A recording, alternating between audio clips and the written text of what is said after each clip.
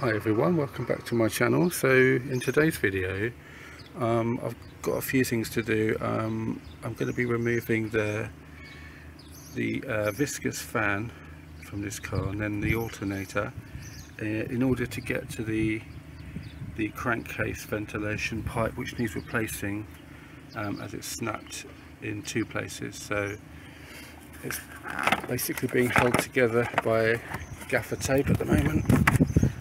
I'll show you. You have this valve here which is going to be replaced as well. So that comes out. It's this pipe snapped here, which is taped up, and then it's taped up at that angle there, and then it goes underneath. You can sort of see it's like a bulbous end of it which goes into the crankcase, which you can sort of see about there.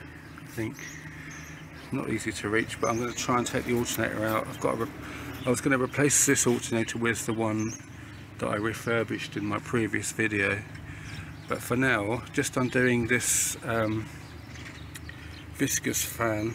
There's a 8mm Allen key bolt at the back, which I actually just used an Allen key for that, because it's quite hard to get your hand in there. I'll just show you, hold on. So I just used that one in there to undo it, and I put another Allen key. You can probably see it across there if the camera will focus on it. So it goes right through a little hole in the viscous fan. So it's having trouble focusing where I want it to be. There you go. The belt is the fan belt is still on at the moment, because I thought it would help to hold the pulley from spinning as I try and turn the bolt. It was actually rather easy to undo, or it could be because I've undone it in the past a couple of times. So, but having that Allen key across there, I can try and point to it across there, and there's two gaps, and then going through a hole through the pulley as you turn the bolt. And you're turning it, if you were looking face on it, you're turning it anti-clockwise to undo it. Okay, so basically I'm using an Allen key socket in there, just because I can put it in the bolt and then turn it by hand, because it's loose enough now. I still haven't taken the belt off just yet. So now I've got it loose enough to do that, I'm going to take the belt off next. And the reason I'm taking the fan belt pulley off is because there are two bolts holding on the alternator.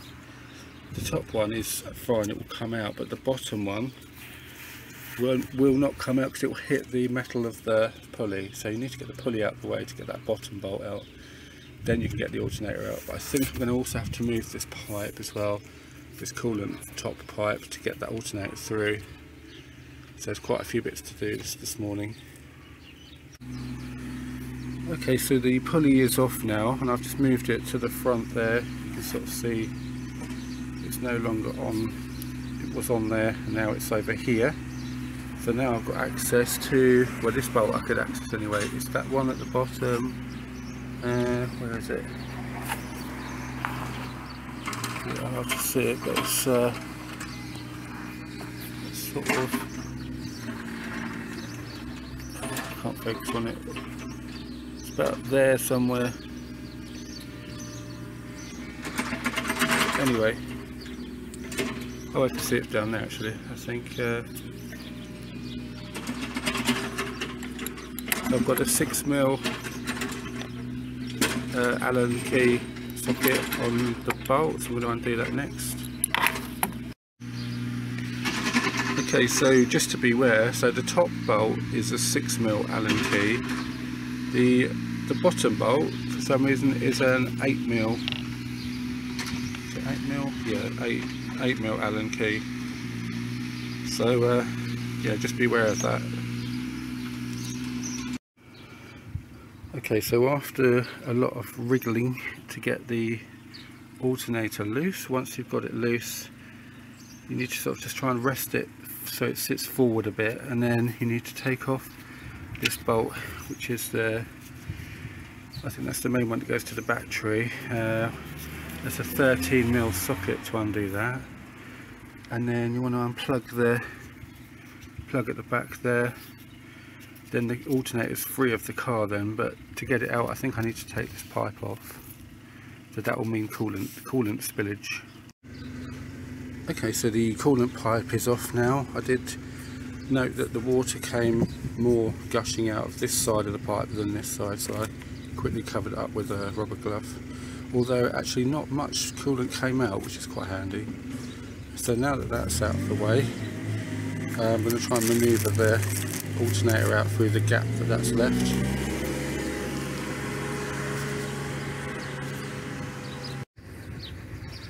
Okay, so I've managed to get the original one out. You can see the snap on there, and things to note on this: there is a rubber O-ring which is actually slightly damaged there. I hope I can find something similar to replace it, because the new one didn't come with an O-ring. But also something to note is a clip that holds this in place. I can try and film the hole that it's left behind. You can just about see if it will focus on it. There you go, you can see that hole there, that's where it came out of, and it took some wiggling to get it through the gap where the alternator was, but you definitely need to take the alternator out to get that out. And this, of course, you've got the intake manifold out, in which case it will be very easy to get it out. But here is the clip. So that clip, I managed to get that out by just poking a very long screwdriver down here and then looking from this side to see if I could see it, and then I just sort of teased it out that way. It's facing that way, so I pulled it that way.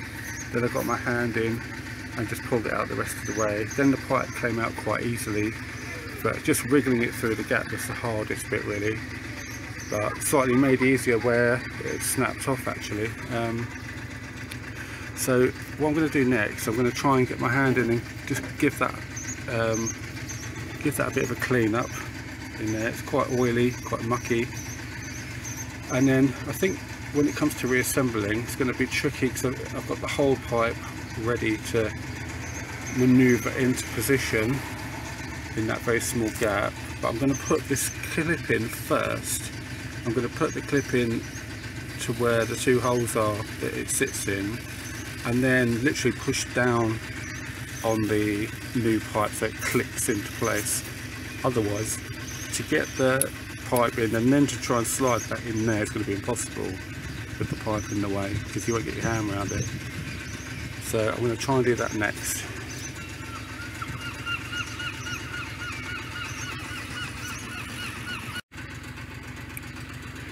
Okay, so I've got the clip back on in there, just about to see it. It was slightly challenging to get that on using one hand in a really tight space, but I stretched it open just a tiny bit more, and then I slotted it over one side and then just sort of pulled it over. Once it got in its little slot, because there's a slot either side where it goes into, once you get one side in, the other side isn't so bad. You just have to try and stretch it over to let it clip in place. So the next step is to try and manoeuvre. Oh, I have cleaned it as well, but yeah, the next step is to try and manoeuvre in place the new one and click it into place. Okay, I've also just removed this valve which goes into the camshaft case there. It's got like 1, 2, 3, and then the fourth one is the pipe I'm about to put on, which are the 4 holes on here. Go about that way around. And so that's the old one, looking very grotty in there. There's a little rubber valve in there which doesn't last very long. It just deteriorates so quickly. So I replaced this, well, a few years ago actually, and it's gone again. And because you get a mixture of oil and water sort of vapour in there, you end up with this mayonnaise-y gunk, similar to what you see when your head gasket's gone, obviously, but not in this case. It's just you get the water vapour from the crankcase mixing with the oil and coming through all these pipes and blocking it up. But I think it's a very good design really, but never mind. Got a nice fresh new one to put on there, which is here. Wasn't expensive, got that off eBay for about, it was about £11 I think, something like that. It's got an Audi mark on it as well I think.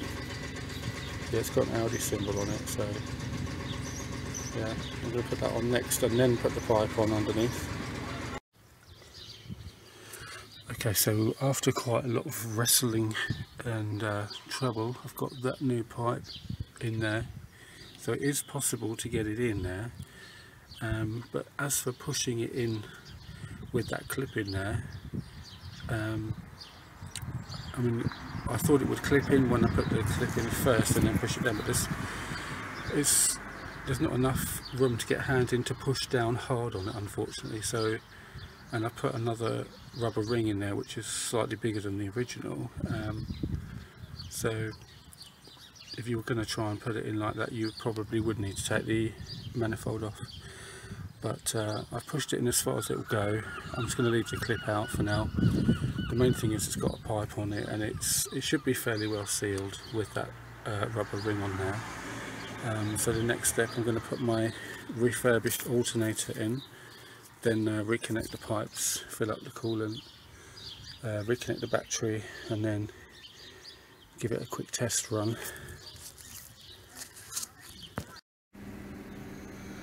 Okay, so it's a good result for my refurbished alternator. Even though I did the video quite some time ago, this is the first opportunity I've had to put it in the car, and I'm getting a good 14 volts showing on this meter.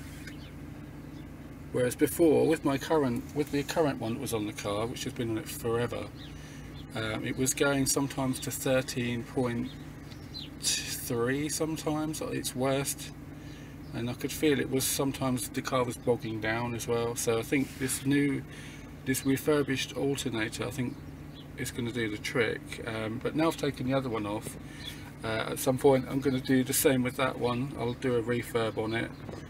Full refurb like I did the other one, and then I've got a spare to put in if I ever need it again, so that's good. I think hopefully there won't be any vacuum leaks from that pipe where I couldn't push it all the way. Well, I pushed it all the way in, but I couldn't put the clip in it.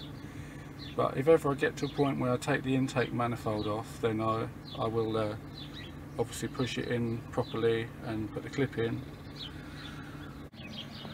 So thank you for watching, and I hope you found some of these tips useful in my video. Don't forget to please like and subscribe, and I'll see you next time. Goodbye.